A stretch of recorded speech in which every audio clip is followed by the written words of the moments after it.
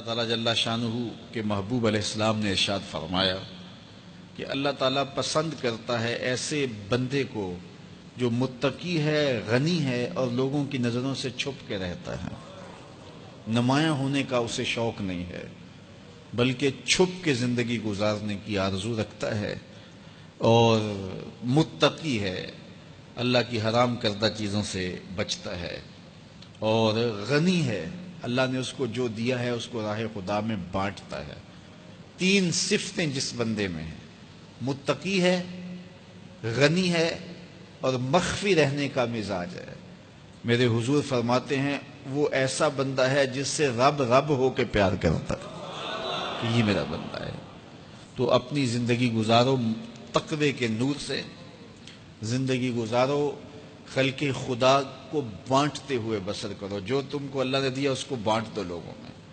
اور تیسری خوبی کہ لوگوں میں نمایاں ہونے کا، آج کل تو جب سے یہ سیلفی آئی ہیں تو اس شوق کو تو مہمیز لگ گئی ہے نا، یہ تو شوق آسمانوں پہ جا کے چڑھا، ہر بندے کو نمایاں ہونے کا۔ آج تو عمرے بھی کیش ہوتے ہیں، طواف بھی کیش ہوتے ہیں، نمازیں بھی کیش ہوتی ہیں، سجدے بھی کیش ہوتے ہیں، اور انتہا ہو گئی رسول اللہ کے در پہ جو حاضری ادب والی تھی وہ بھی کیش ہو رہی ہے۔ تو اس نے نمائش کے شوق کو آسمان پر پہنچا دیا۔ لیکن اللہ کس کو پسند کرتا ہے؟ جو چھپ کے رہتا ہے، جو پوشیدہ رہتا ہے۔ نمایاں رہنا، اس میں بہت زیادہ آفتیں ہیں، بہت زیادہ آفتیں ہیں۔ العافیت فی العزلہ، میرے حضور نے فرمایا عافیت تنہائی میں ہے۔ تو لوگوں سے چھپ کر کے جتنی زندگی گزرے، بالخصوص جو آپ کے اعمال ہیں تو وہ جو ہے وہ لوگوں سے چھپ کر کیے جائیں سوائے فرائض کے۔ ایک شخص نے حضور کی خدمت میں سوال کیا، حضور لوگوں میں سب سے اچھا شخص کون سا ہے؟ تو آقا کریم نے کیا جواب دیا؟ جس کی عمر زیادہ ہو، عمل اچھے ہوں۔ تو کہا پھر لوگوں میں سب سے شریر آدمی کون سا ہے؟ سب سے برا آدمی کون سا ہے؟ قال من طال عمرہ وساء عملہ، جس کی عمر لمبی ہو اور اس کے عمل برے ہوں، بوڑھا ہو جائے برائیاں نہ چھوڑے، ہڈیاں کمبن گوڈے کھڑکن تے اڑ گیا لک تیرا، اجے بھی بدیوں باز نہ آئوں، جیو مرد دلیرا۔ وہ کہتے ہیں نانا بن گیا دانا نہیں بنا۔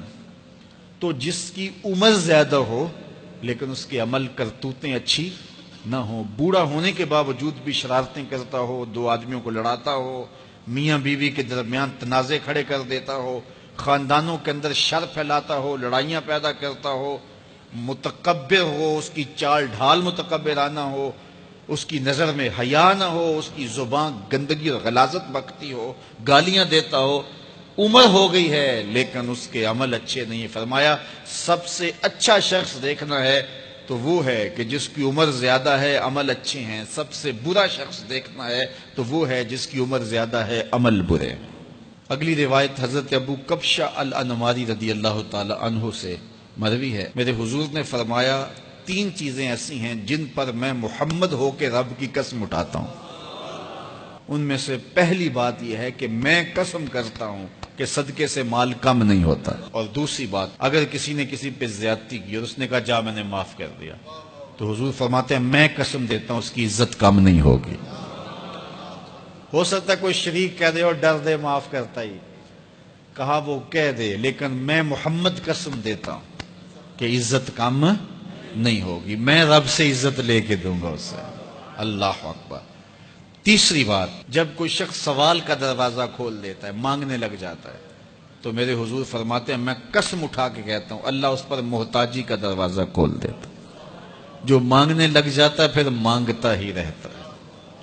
ہم نے دیکھا کچھ لوگ بچپن سے مانگتے ہیں، بڑھاپے تک مانگتے رہتے ہیں، ان کی کبھی ضرورت پوری نہیں ہوئی۔ یہ قرض مانگنے کی عادت جس کو پڑ جائے تو وہ بھی ساری زندگی قرض ہی مانگتا رہتا ہے، ہر وقت مقروض۔